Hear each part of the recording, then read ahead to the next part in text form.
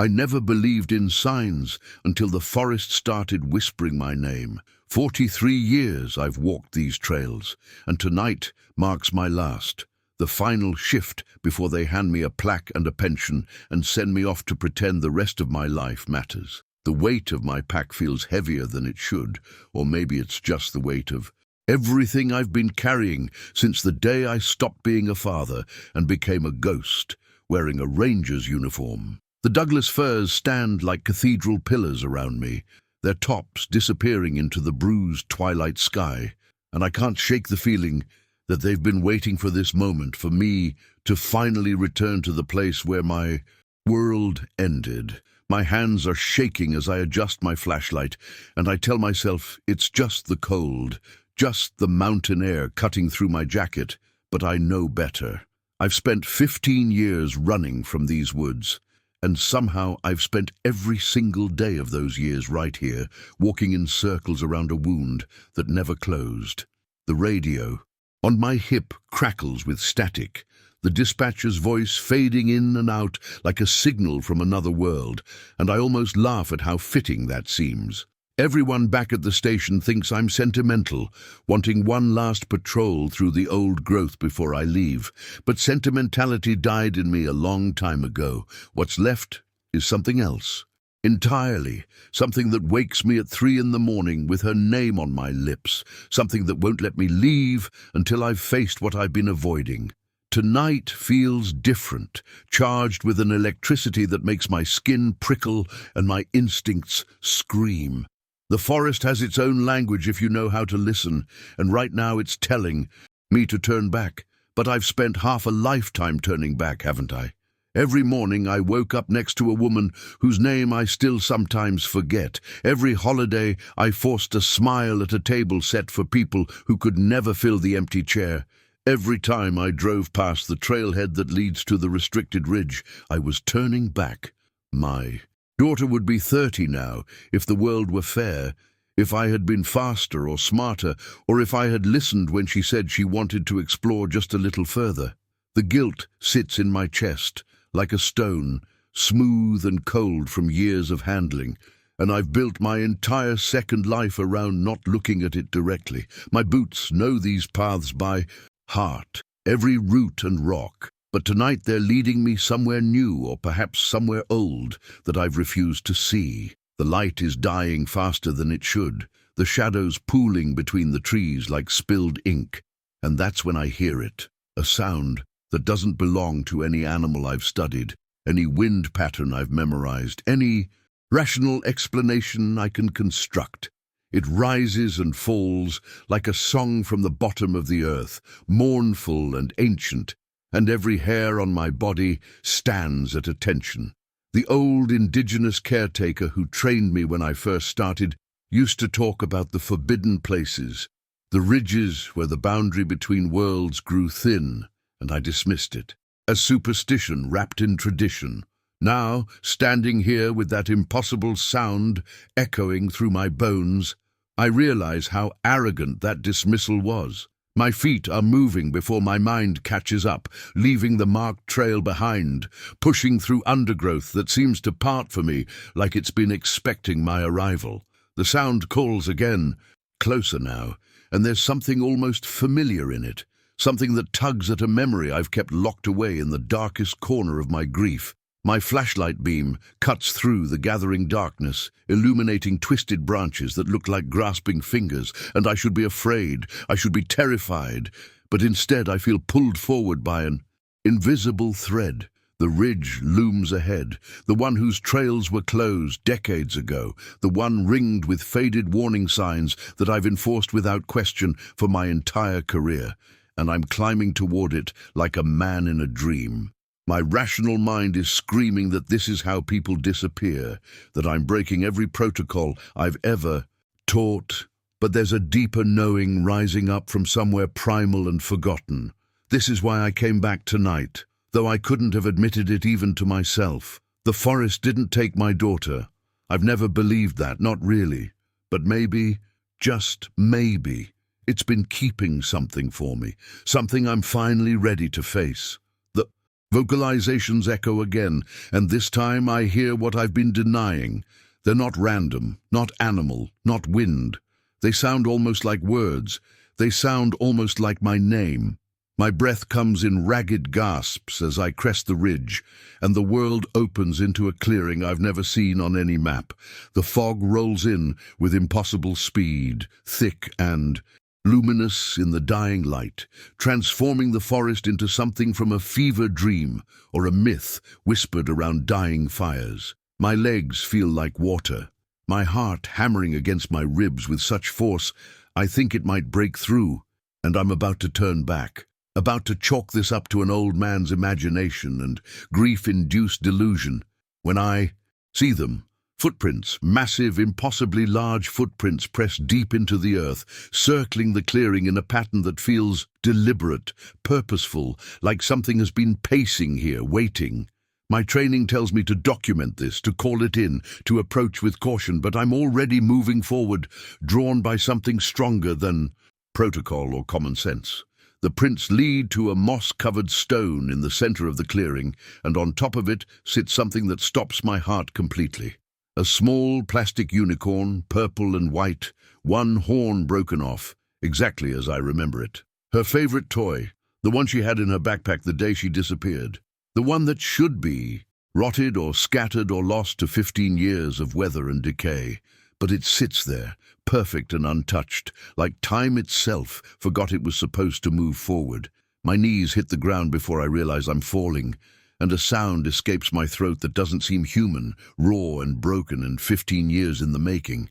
My hand trembles as it reaches for the unicorn, but I can't bring myself to touch it, as if doing so might shatter whatever impossible mercy has preserved it here. The fog thickens around me until I can barely see beyond the stone, turning the world into a cocoon of white silence that muffles even the sound of my own breathing. That's when I feel it, the weight of being watched, not with the simple awareness of an animal sensing an intruder, but with an intelligence that seems to look through me, past skin and bone, straight into the guilty, secret architecture of my soul. The temperature drops so suddenly, I can see my breath crystallizing in the air, and the forest goes completely silent in that way. That means every living thing has recognized the presence of an apex predator. I force myself to stand, my joints protesting, my body knowing before my mind does that I'm about to face something that shouldn't exist, something that lives in the spaces between reason and madness. The footsteps come next, impossibly heavy, each one vibrating up through the earth and into my bones, a rhythm like a heartbeat from deep underground. I turn slowly, every instinct screaming at me to run, to flee, to deny what my eyes are about to confirm. But my legs have forgotten how to move. The fog parts like a curtain being drawn back, and there at the edge of the clearing, where the ancient trees stand witness, a shape begins to materialize, massive, towering, covered in dark matted fur that seems to absorb the remaining light. My flashlight falls from my hand, the beam spinning crazy patterns across the ground before going dark, and I'm left standing in the gathering night face to face with something that proves every whispered legend true. It stands at least 8 feet tall, perhaps more, with shoulders broad enough to block out the trees behind it, and for a moment I think my heart might simply stop from the pure biological terror of being prey. The fur is darker than the shadows, mottled with grey and forest debris, moving slightly as if responding to a wind I cannot feel, and the smell hits me next, earth and moss and something ancient, like stones that have sat undisturbed for centuries. But it's the eyes that undo me completely, that shatter every rational explanation I'm desperately trying to construct. They catch what little light remains and reflect it back with an amber glow that speaks of intelligence, of awareness, of something that has watched humanity from the margins since before we built our first fire. This is not an animal. Not in any way I've been trained to understand, and the realization crawls up my spine like ice water. Those eyes hold recognition, familiarity, even something that might be sadness, and I understand with a clarity that feels like revelation that this creature knows me, has perhaps been waiting for me, has stood in these woods, holding vigil over something I abandoned.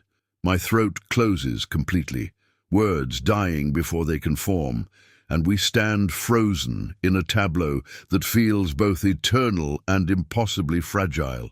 The boundary between the world I thought I knew and something older, deeper, more true than any of my certainties has dissolved completely, and I'm standing in the space between with nothing but my grief and wonder to guide me. The creature takes a step forward, and I watch my own hand rise instinctively, palm out, though whether in greeting or defense I cannot say. Its movements are deliberate, careful, as if it's afraid of frightening me further, and there's something almost gentle in how it approaches despite its massive size. I can see details now that my mind struggles to process. Hands that are too large, too human in their articulation. Feet that explain the prints I've been circling, a face that sits somewhere between ape and man, and something else entirely, something the evolutionary charts forgot to mention. The matted fur around its face is lighter, almost grey, and I realize with a shock that this being is old, perhaps ancient beyond any measure I can comprehend. It stops just feet away from me, close enough that I can feel the heat radiating from its body, close enough that I can see its chest rising and falling with breath that sounds like wind through canyon stones. We stand like that for a moment that stretches into eternity. Two beings separated by everything logic tells me is real, yet connected by something my rational mind has no language for. The clearing feels charged with significance, with the weight of all the questions humanity has asked in the darkness, and I know without being told that what happens next will either break me completely or finally make me whole. The creature's lips part, and I see teeth that could tear me apart without effort. But there's no aggression in its posture, only a terrible patience, and then it does something that stops. Time itself. It speaks my name. Not a grunt or vocalization that I'm desperate enough to interpret as language, but my actual name, spoken in flawless English with a voice that sounds like rocks grinding together in the deep places of the earth, like the oldest trees sharing secrets through their roots, like something that learned human speech not from humans but from listening to the forest itself. David, it says, and the word carries 15 years of accusation and invitation, and something that might be compassion. Why did you stop searching? Why did you let your grief become forgetting? The questions hang in the air between us, like physical things, and I feel my carefully constructed defenses, my second marriage and my forced smiles, and my desperate attempts at normal crumble into dust. This being knows what I've been running from, knows the shape of my failure, and somehow that knowledge doesn't come with judgment, but with something far more devastating. It comes with the expectation that I might finally be ready to face the truth. My mouth opens, but no sound emerges, and I realize with a horror that feels like drowning that I have no answer, no excuse, no story I've told myself that will stand up under those ancient, knowing eyes. The forest holds its breath, and I stand naked in my guilt before something that has been waiting for me to be brave enough, broken enough, desperate enough to listen. I cannot tear my eyes from the unicorn resting on that moss-covered stone, its plastic surface still bearing the faint teeth marks from where Emma used to chew the horn during her nightmares, a detail so specific and intimate that it feels like a knife sliding between my ribs. The creature follows my gaze with those impossibly knowing eyes, and then does something that defies every nature documentary I've ever watched. It moves to the stone with a reverence that borders on ceremonial, lowering itself into a crouch that makes its massive frame somehow less threatening, more guardian than predator. Its huge hand, covered in coarse dark fur but articulated, with fingers that could grip a pencil as easily as uproot a tree, gestures toward the toy with unmistakable intention, inviting me to look closer, to see what I've been too afraid to acknowledge. I force my legs to move, each step feeling like walking through deep water, until I'm close enough to see that the unicorn isn't just preserved, but arranged, positioned deliberately on a bed of cedar boughs that have been replaced regularly enough that they're still green, still fragrant. Someone, something, has been maintaining this shrine in the wilderness for 15 years, tending to my daughter's memory while I was building a new life with a new wife in a house carefully scrubbed clean of photographs and favorite colors and all the small ruins of love that survived death. The creature makes a sound low in its chest, not quite a growl, but a rumbling that I feel in my bones. And I realize it's trying to communicate something beyond words, something that exists in the space between grief and understanding. It reaches behind the stone with surprising gentleness and produces objects I recognize with the force of physical blows. Emma's waterproof jacket, folded with care, the reflective strips still bright, her compass, the one I gave her for her 12th birthday, with her initials engraved on the back, a plastic bag containing her journal, protected from the elements with a thoughtfulness that speaks of intention, of purpose, of something that understands what these artifacts mean. The creature places each item before me like offerings at an altar, and I watch my own hands shake as they hover over these relics from a past I've tried so hard to bury beneath normalcy and moving forward, and all the lies we tell ourselves about healing. My vision blurs with tears. I haven't allowed myself to cry in years, not since the memorial service where I stood dry-eyed and distant, already beginning the work of forgetting because remembering was simply too heavy to carry. The fog swirls around us in patterns that seem almost deliberate, creating a private space where the usual rules of reality have been temporarily suspended. And I understand that this clearing exists in a liminal zone where the impossible becomes the only truth that matters. The being rises to its full height again and begins to move around the clearing's perimeter, touching certain trees with what I can only describe as affection, pressing its palm against bark that bears old scars, old markings, patterns I'm only now beginning to recognize as deliberate. These trees have been marked, claimed, transformed into sentinels watching over this sacred space, and I realize the indigenous caretakers' warnings about this ridge weren't superstition, but wisdom passed down through generations, who understood that some places belong to older agreements than human jurisdiction. The creature stops at a massive cedar that must be centuries old, its trunk wider than 3 men standing together, and traces a symbol carved deep into the wood, a symbol I've seen before in Emma's journal, sketched in her careful hand with a note that said she'd found it on trees near where she liked to explore. My breath catches as the implications cascade through my understanding, like dominoes falling.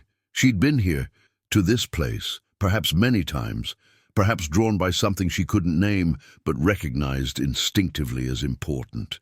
The creature watches me piece this together with what might be patience or approval, and I feel the architecture of my reality rebuilding itself along different lines, incorporating truths I would have dismissed as fantasy just an hour ago. The boundary between the world of park regulations and scientific certainty and the world of ancient guardians and forces that predate human names has dissolved completely. And I'm standing in the overlap with my daughter's unicorn in my hands, and my heart finally, devastatingly, breaking open. I sink to my knees in the damp earth, clutching that plastic toy against my chest, and the sound that comes out of me is something I don't recognize. Raw and animal and human all at once, the accumulated grief of 15 years finally finding its voice in this impossible cathedral of trees and fog and legend made flesh. The creature moves closer, not threatening, but witnessing. And I understand that this is what it wanted, what it's been waiting for. Not my fear or my disbelief, but my willingness to finally feel the weight of what I've lost and what I abandoned when I stopped searching. Its presence feels less like danger now, and more like permission, as if this being that walks between worlds is holding space for a reckoning I've postponed through every coping mechanism and fresh start and deliberate forgetting. Through my tears, I can see it settling onto its haunches at the clearing's edge. Patient as stone, ancient as the mountains themselves, and I know with certainty that it won't leave until I've paid my respects properly, until I've acknowledged what this place is.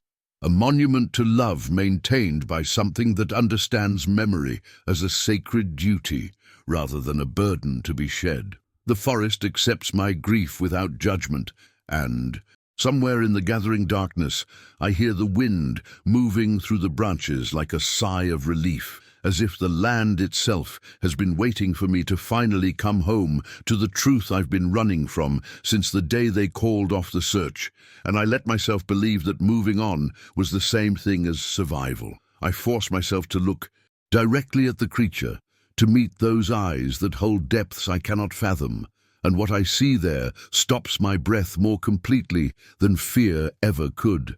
There is sorrow in that gaze, ancient and patient, the kind of grief that has learned to exist without destroying the one who carries it. The being's face, though covered in dark matted fur and structured along lines that belong to no known primate, holds an expressiveness that transcates the boundary between human and other, intelligence burning behind those amber eyes like lanterns in a cave. It tilts its massive head slightly, a gesture so familiar and yet so alien that my mind struggles to categorize it, and I realize it's studying me with the same intensity I'm bringing to it, as if we're both trying to read a language we've forgotten we once knew. The fog shifts and eddies around its shoulders like it's responding to the creature's presence, and I notice for the first time that the forest has gone completely silent. No birds, no insects, no rustle of small creatures in the underbrush, as if all of nature is holding its breath for this moment.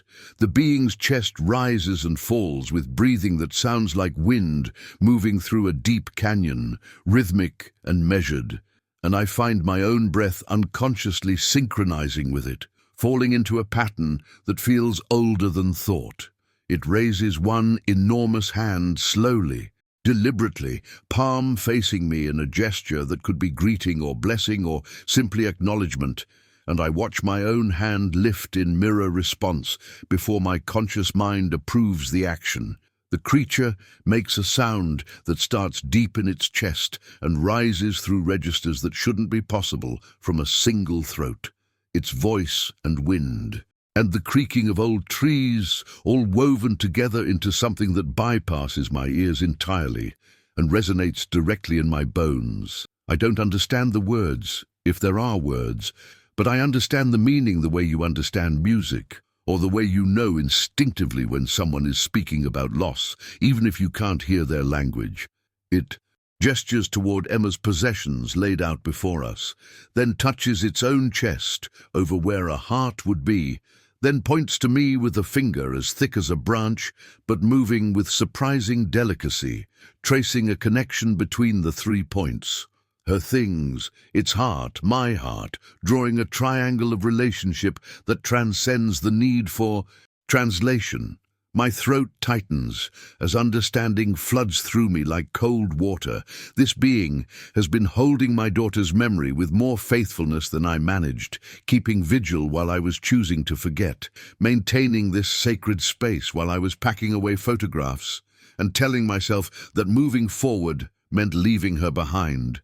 The creature's eyes never leave mine as it reaches down and picks up the journal, handling it with a care that suggests it knows exactly what these pages contain, what hopes and fears and small observations Emma recorded in her careful handwriting. It opens the journal to a specific page, marked with a strip of cedar bark, and holds it toward me, with both hands like an offering, like something precious being returned to its rightful owner after a long separation.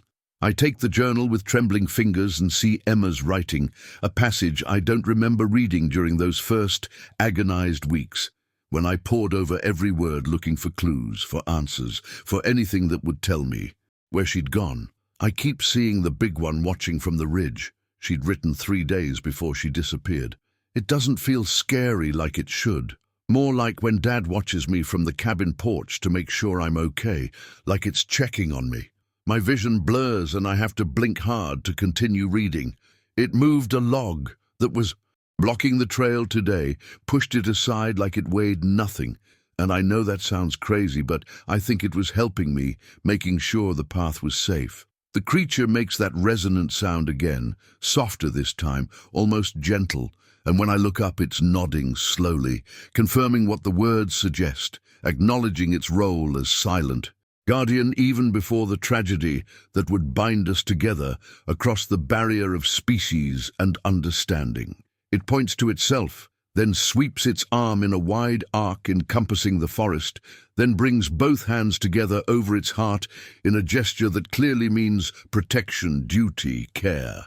Concepts that apparently transcend the need for shared language. I think about all the years I spent imagining my daughter alone and afraid in these woods, never knowing that something ancient and inexplicable had been present, had been watching, had perhaps tried in ways I'll never fully understand to keep her safe, even as the elements and circumstance conspired against a 13-year-old girl too, far from help.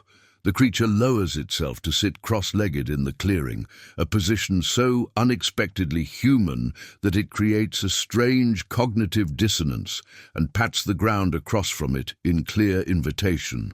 I find myself moving to comply before my rational mind can raise objections, settling onto the damp earth with Emma's journal in my lap and her unicorn still clutched in one hand, facing this impossible being in a moment that feels suspended outside normal time.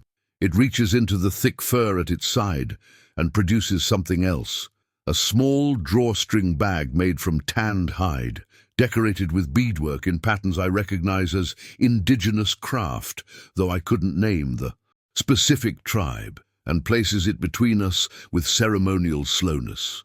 The creature's hands, so massive they could crush bone without effort, untie the drawstring with surprising dexterity and tip the bag's contents onto the earth. Small stones, feathers, a tarnished silver bracelet I gave Emma for her birthday, a hair tie, pieces of her life collected, and preserved like holy relics in a shrine. It arranges these objects in a specific pattern, moving each item with deliberation, creating what I slowly recognize as a medicine wheel, like the ones the indigenous caretaker once showed me, each object placed at a cardinal point with intention that speaks of ritual, of meaning, of a culture of remembrance I'm only beginning to glimpse.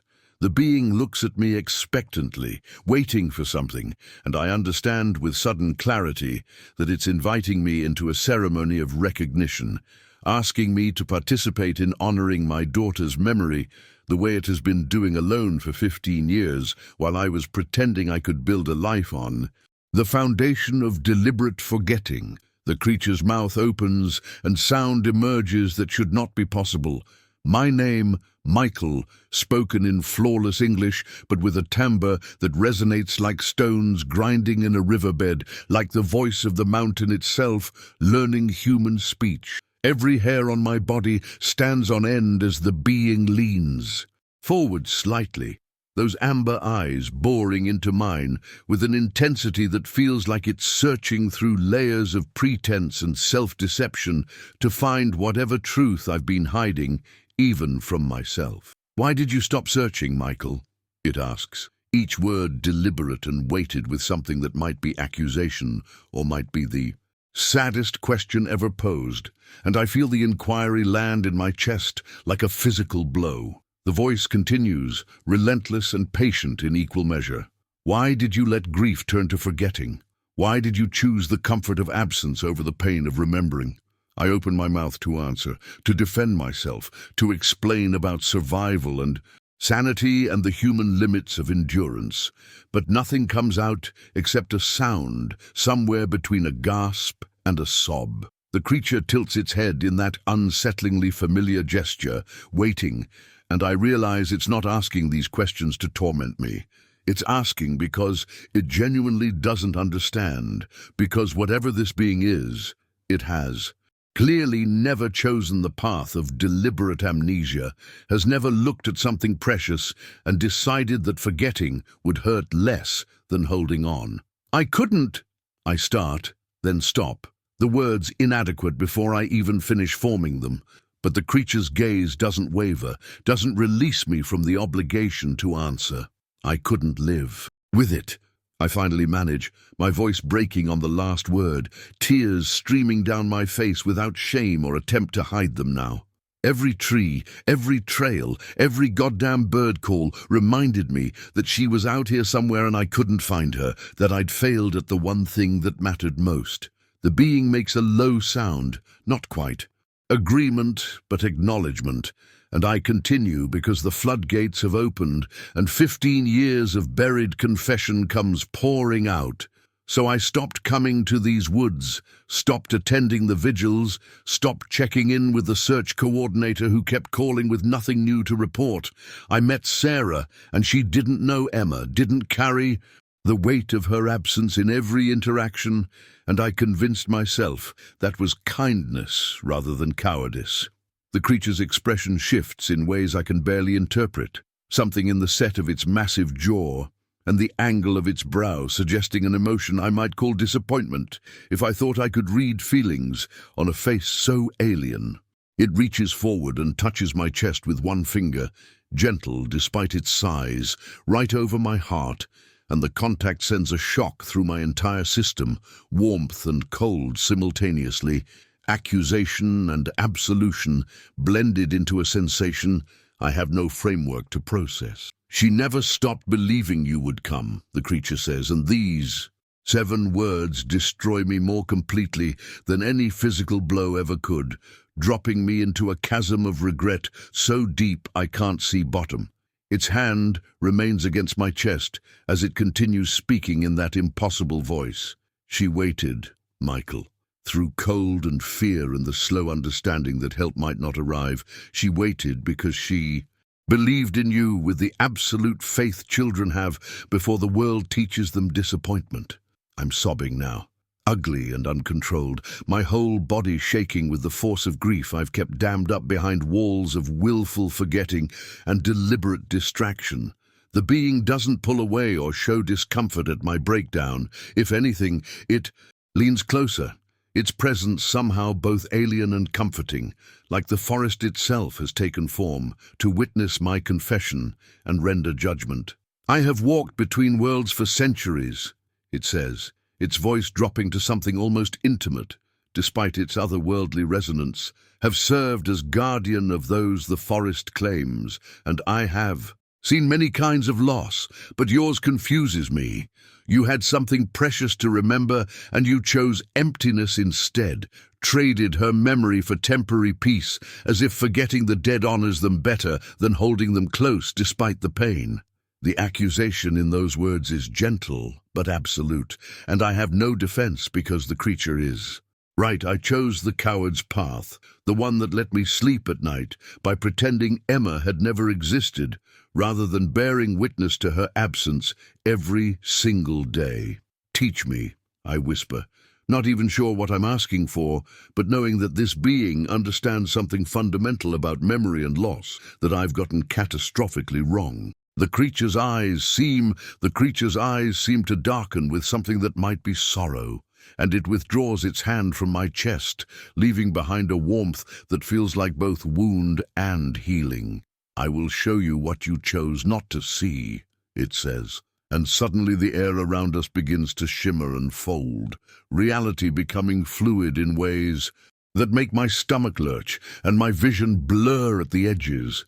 Images materialize in the mist between us, like photographs developing in slow motion.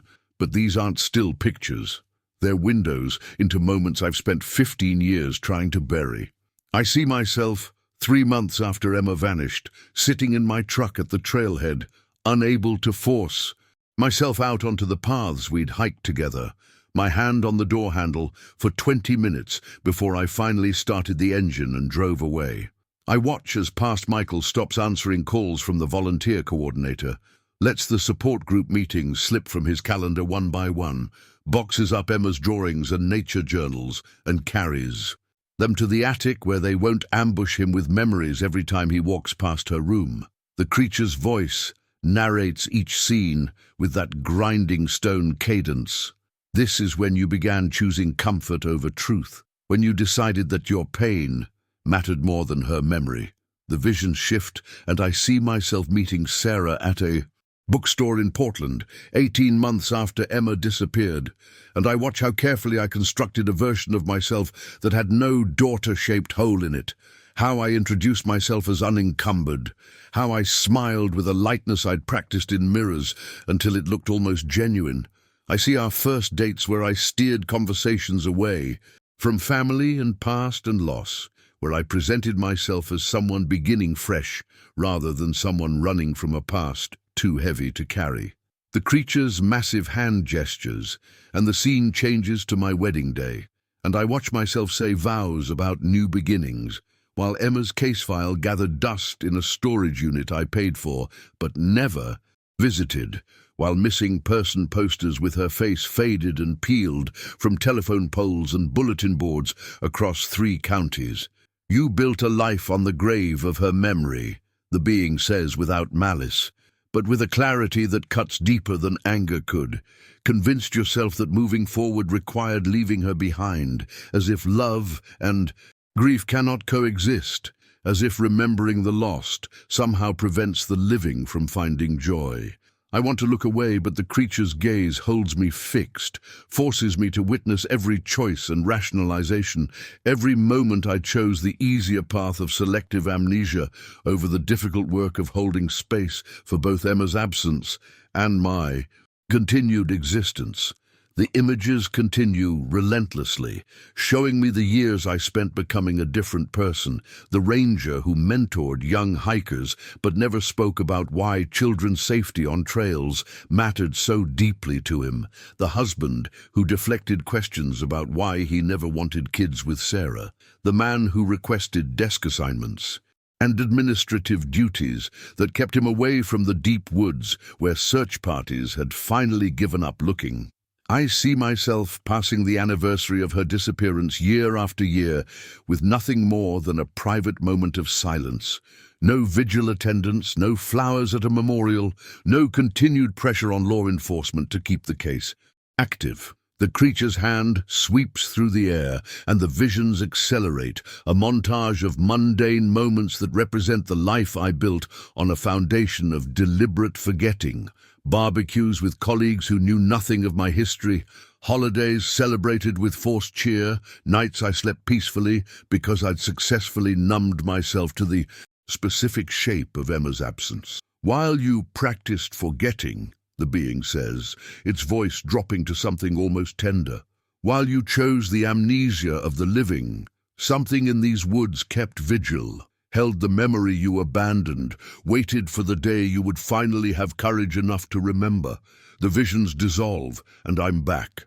In the clearing, on my knees in the damp earth, the creature towering above me with those ancient eyes that have witnessed my cowardice across 15 years of running. She deserved better than to be erased, it says simply, and the words land with the weight of absolute truth, undeniable and devastating.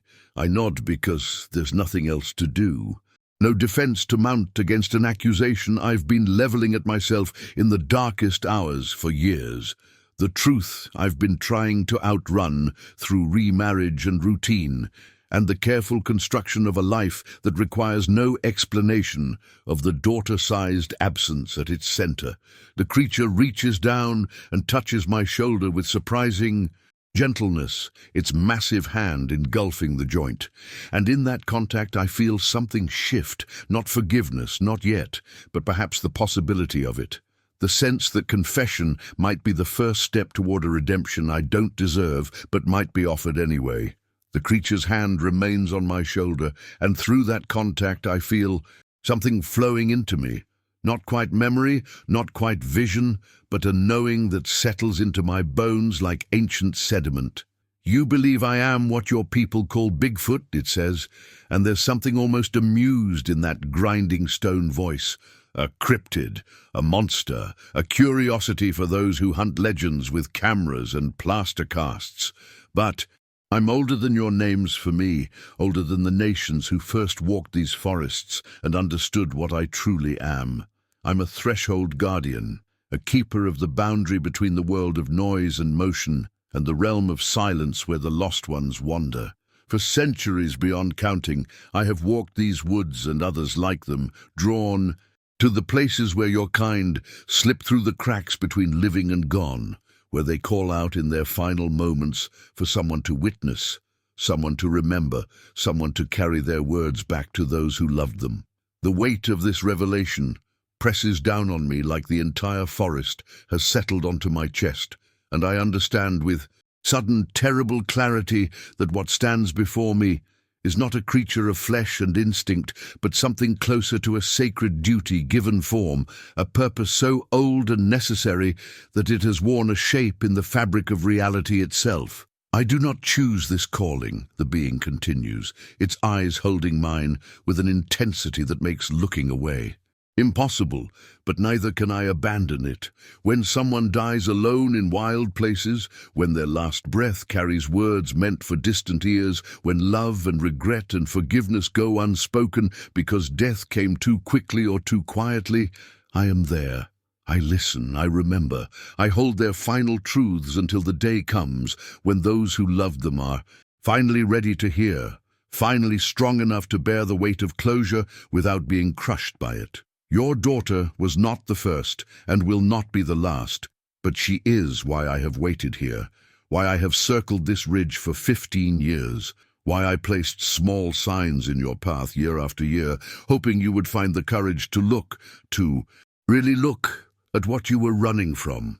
The creature releases my shoulder and gestures toward the moss-covered stone where Emma's toy still rests in impossible preservation, and I realize with a jolt of recognition that I have seen signs before, a flash of movement in peripheral vision during patrols, strange arrangements of stones near, trailheads, the persistent feeling of being watched by something neither hostile nor indifferent but waiting, always waiting for me to stop running long enough to be found. She spoke to me, the being says, and the words hit like a physical blow, driving the air from my lungs and sending a wave of dizziness through my skull, so intense I have to brace myself against the ground to keep from collapsing entirely. In her final hours, when the cold had taken too much and she knew that sleep would be the last thing she felt, she spoke aloud to the forest as children sometimes do, trusting that someone or something was listening. She was not afraid at the end, Michael. She had moved past fear, into a kind of clarity that comes when all pretense falls away and only truth remains. She spoke your name. She spoke of the last hike you took together, how you taught her to identify animal tracks, how you promised the woods would always be a safe place if she learned to read them properly, respected them properly. She spoke of her mother, of her grandmother, of a friend from school she regretted arguing with over something she could no longer remember.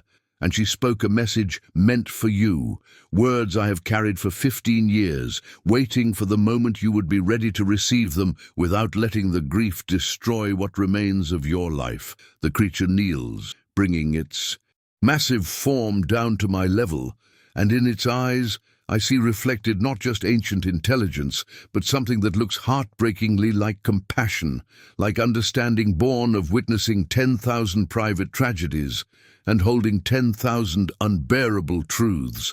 I can give you her final words, it says quietly, and the offer hangs in the air. Between us like something both precious and dangerous, a gift that might heal or destroy, depending on whether I have the strength to accept it.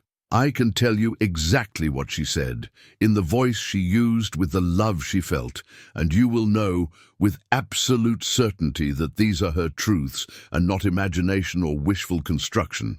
But Once you hear them, Michael, you cannot unhear them. Once you know, you carry that knowing forever. Once you accept this burden, you must choose what to do with it, whether to let it crush you with guilt or allow it to finally set you free from the prison you have built, from 15 years of running and forgetting and pretending the past can be. Buried deep enough to stop haunting the present, the creature extends its hand, palm up between us, an offering and a question and a threshold all at once.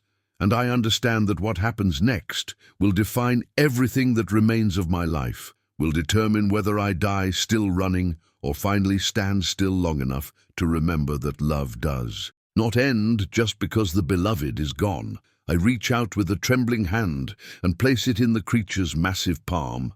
And the moment contact is made, the forest around us seems to inhale sharply, holding its breath as 15 years of distance collapse into a single eternal moment. The voice that emerges from the being is no longer its own. Grinding earth rumble, but something higher, lighter, achingly familiar. Emma's voice, perfectly preserved as it was at 9 years old, and the shock of hearing it again after so long sends tears streaming down my face before the first word is even complete. "Dad," she says through this impossible conduit, and the single syllable carries such weight of love and longing that my heart feels like it might crack open in my chest. "I know you're going to find this someday. I know you're going to look for me until you do, because that's who you are. That's who you've always been. You never give up on the people you love." The words flow with the rhythms of her speech, the slight lisp she had when she was tired, the way she always started important thoughts with my name like an anchor point. And I know with absolute metaphysical certainty that these are not constructed or imagined, but Genshe pulled from that last night and held sacred until this moment. "I'm scared, but I'm trying to be brave like you taught me," her voice continues, and I can picture her so clearly, huddled against the cold, talking to the darkness, because that's what we always did on camping trips when fear crept in, turned it into words and let them float away into the night. I tried to follow the markers back like we practiced, but the fog got too thick and my flashlight died, and I think I went the wrong direction. Because nothing looks familiar anymore. I'm so cold, Dad, colder than I've ever been, and I'm so tired, and I know I'm supposed to stay awake, but it's getting harder to remember why sleeping is dangerous when it's the only thing in the world I want to do. The creature's hand tightens slightly around mine, anchoring me as these words threaten to tear me completely apart, and I realize it is holding me together through sheer force of will, lending me strength from whatever vast reservoir of endurance it has built over centuries of bearing witness to unbearable things. "I'm sorry I wandered off at the ridge. I know you said to stay close. I just wanted to see if I could spot the trail from higher up like you do, like a real ranger. And I thought I'd only be gone a minute, but then everything looked the same and I couldn't find my way back and I kept calling, but you didn't hear me." The guilt that crashes through me at these words is so immense. It feels like drowning, like being buried alive under the weight of every choice I made. That day, deciding to let her explore a little, thinking she was old enough for more independence, not noticing the fog rolling in quite as fast as it did, taking just a few minutes too long to realize she had been gone too long. "I need you to know it wasn't your fault," Emma's voice says, and the words are like a key turning in a lock I have kept, bolted for 15 years, refusing to open it because I knew what I would find inside. I'm the one who went too far. I'm the one who didn't pay attention to the weather changing. I'm the one who panicked instead of staying put like you taught me. You're going to blame yourself, I know you are, because that's what parents do, but Dad, please. Please don't let this make you forget all the good days, all the hikes where nothing went wrong, all the times you showed me how beautiful and magical these woods can be. Through the creature's eyes, I can see her face as she spoke these words, pale but peaceful, settling into acceptance with a courage that humbles me completely, and I understand that my daughter died better than I have lived these past 15 years, faced her end with more grace than I have shown in the daily act of continuing. Tell Mom I love her. Tell Grandma her stories about the forest spirits were my favorite. And Dad, I need you to promise me something. I need you to keep being the ranger who loves these woods, who protects them, who shows people they're not something to fear, but something to respect and treasure. The voice begins to fade slightly, growing distant as if Emma herself is slipping away even in this retelling. And I grip the creature's hand desperately, not ready for this to end, not ready to let her go again even though I know must. I'm going to sleep now because I can't fight it anymore, and I don't think it hurts to sleep. I think maybe it's peaceful, and I'm not afraid because you taught me the forest isn't cruel. It just is. It doesn't mean harm, even when harm happens. I love you, Daddy. I love you so much, and wherever I go next, I'll wait for you, and when you get there after a long, happy life, I'll be the first one you see, and I'll run to meet you just like I always did when you came home from work, and everything will be okay again. The creature releases my hand gently, and Emma's voice fades back into the realm of memory where it belongs, leaving only the vast, compassionate silence of the being before me and the sound of my own ragged breathing as I struggle to compose myself enough to stand. Without words, it turns and begins walking deeper into the forest, moving with surprising grace for something so massive, and I follow because I understand now that this is why I was brought here, why 15 years of circuitous grief has led to this specific dawn on this specific mountain. We walk for perhaps 20 minutes through terrain that grows increasingly untouched. Old-growth forest that feels like stepping backward through time until we emerge into a grove so beautiful it seems to exist outside the normal world, where morning light filters through ancient cedars in golden shafts that look almost solid enough to climb. The creature stops at the edge of a small natural hollow, carpeted in moss, so green it appears luminescent, and I know, before it gestures downward, that this is where my daughter rests, claimed by the forest she loved and protected by forces I am only beginning to comprehend.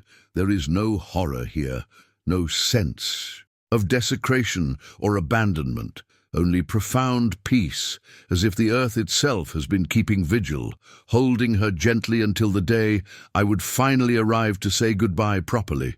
I sink to my knees beside the hollow, and though there is nothing visible to mark this as different from any other peaceful spot in these woods, I feel her presence like a warmth in my chest, like coming home after the longest journey imaginable. The creature settles nearby, patient as stone, as I finally allow myself to speak all the words I have kept locked away for 15 years, apologies and affirmations, memories of her laughter and promises about what her life should have been, acknowledgement of the ways I failed her after she was gone by trying to pretend she had never existed at all. I tell her about Sarah, my second wife, and the guilt I carried for finding happiness again, for letting new love into spaces that felt like they should remain shrines to grief forever. And as I speak, I realize that Emma would have hated that, would have wanted exactly what she said in her final message, for me to keep living and loving and finding joy in the world she had to leave behind. The words pour out until there are no more left, until I am empty and clean and ready finally to let her rest, without the weight of my unresolved pain pressing down on her memory. I reach out and place my palm flat against the moss, feeling the heartbeat of the forest beneath, and I whisper the only words that matter anymore. I love you, sweet girl. I never stopped. I never will. And I release you now to whatever peace waits beyond this beautiful place. When I finally stand, my knees protesting and my face wet with tears that feel cleansing rather than devastating, I turn to the creature and see it watching me, with something that might be satisfaction or approval. Ancient eyes holding knowledge of countless other vigils like this across countless other years. Thank you, I say, and the words feel impossibly inadequate for what has been given to me, but the being inclines its massive head in acknowledgement, understanding passing between us that transcends language entirely. It rises to its full towering height, and I realize that I am no longer afraid, that the primal terror I felt at first sight has transformed into something closer to reverence, recognition that I am in the presence of something sacred that has chosen to reveal itself only because I needed it desperately enough to finally see. We stand in comfortable silence as the morning grows brighter around us, and I understand without being told that I will mark this place, report the discovery through proper channels, ensure that Emma can be laid to rest with ceremony and closure for all who loved her. The creature will fade back into legend, will return to its watching and waiting, but I will carry the truth of it forward, changed fundamentally by the knowledge that the world contains more mystery and mercy than I ever imagined possible. As I prepare to make my way back toward the ranger station and the life that waits beyond this transformative encounter, the creature does something unexpected. It reaches into the matted fur of its chest and withdraws something small and bright, pressing it into my palm with surprising gentleness. It is Emma's compass, the one I gave her for her 9th birthday, the one she was carrying the day she disappeared, still functional and gleaming as if it had been carefully maintained all these years rather than lost to the elements. The message is clear without words. She has been protected, remembered, honored by forces that do not forget, even when we convince ourselves we must. And this small proof will remain with me as evidence that love persists beyond death, beyond grief, beyond our human capacity to hold it alone. The creature steps backward into a shaft of golden light, and as I watch, it becomes less solid, more suggestion than substance, fading like morning fog until there is nothing left but ancient trees and birdsong, and the overwhelming sense that I have been granted a gift beyond measure. I close my fingers around the compass, feeling its familiar weight anchor me to both past and future, and I begin the long walk back toward the world, carrying my daughter's love like a lantern in my chest, finally understanding that some legends exist not as warnings, but as promises, that nothing truly beloved is ever truly lost. The drive back to the station takes 3 hours, and I use every minute to prepare myself for the conversations ahead, knowing that the official report will contain only the discovery of remains in grid section 47, but leaving out the impossible guardian that led me there. Understanding that some truths are too vast and too sacred to reduce to bureaucratic documentation, my hands shake slightly on the steering wheel, not from fear, but from the sheer magnitude of transformation occurring inside me, like tectonic plates shifting after 15 years of terrible stillness. And I keep reaching into my pocket to touch the compass, needing the physical proof that what happened on that mountain was real and not some grief-induced hallucination my desperate mind conjured in a final attempt at closure. The forest passes outside my windows, looking simultaneously exactly as it always has, and also completely different, as if the encounter has given me new eyes to see the mystery and mercy woven through every shadow, every ancient trunk, every whisper of wind through needles.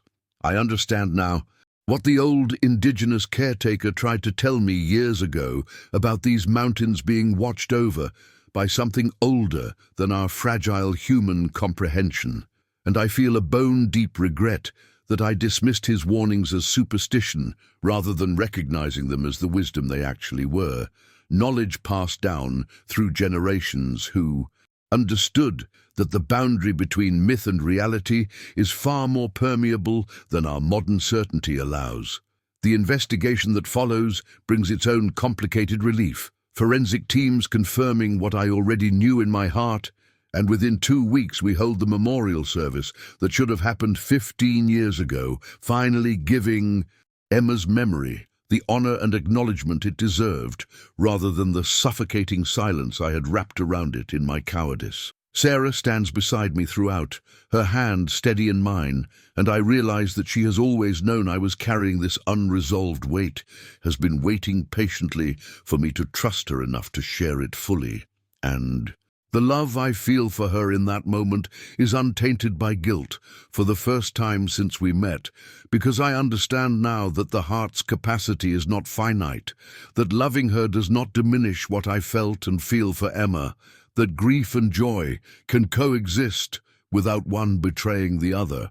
My son from that second marriage, 12 years old and solemn in his suit, asked me afterward about the sister he never met, and I find myself able to speak about her freely, sharing memories and laughter, rather than shutting down the conversation with pain too volatile to examine.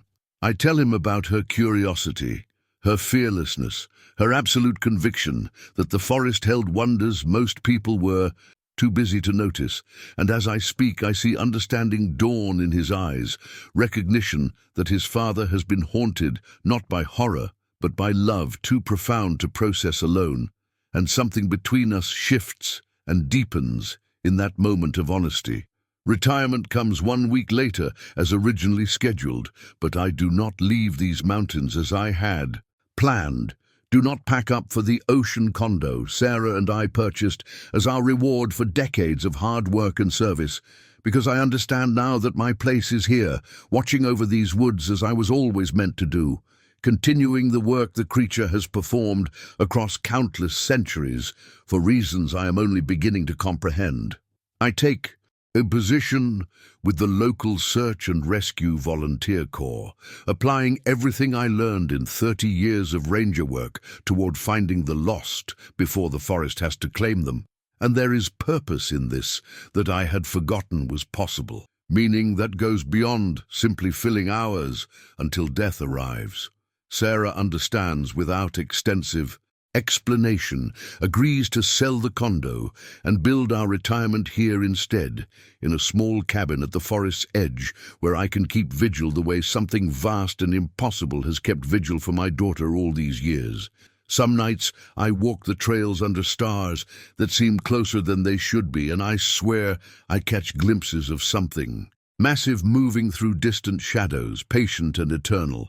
And I feel gratitude so overwhelming it brings tears to my eyes, understanding that I have been given the rarest of gifts, the chance to transform grief into guardianship, loss into love that serves something larger than my own pain. The compass sits on my desk, where I can see it every morning, and I have begun keeping a journal, writing down everything I remember about that final shift, that impossible encounter, the words Emma spoke through a creature that should not exist but does, because I understand now that this story is not mine alone to carry, but rather something that needs to be preserved for whoever comes after me. Whoever might need to know that the world contains more compassion than our cynicism allows us to believe. I do not expect anyone to believe the full truth. Understand that most will assume the grief drove me temporarily mad, that I created an elaborate fantasy to cope with finally finding my daughter's remains. But the belief of others does not matter, because I know what I experienced. I carry the evidence in my pocket and the transformation in my bones, and that is enough. Some legends exist not to frighten us, but to remind us that love persists beyond our human capacity to hold it, that the universe contains mysteries devoted to mercy rather than malice, that even in our darkest moments of abandonment, something might be watching over us with ancient eyes and impossible patience, waiting for the moment we are finally ready to receive the healing we could not give ourselves. I am retiring not into emptiness, but into purpose, not running from the past, but finally making peace with it. And when I walk these trails now, I do so with reverence and attention, knowing that every shadow might contain something sacred, that some guardians wear fur instead of wings, and that the greatest legends are the ones that teach us how to keep loving even after loss has convinced us we are too broken to continue. Have you ever felt a presence watching over you when you needed it most? Subscribe to hear more stories that blur the line between legend and truth.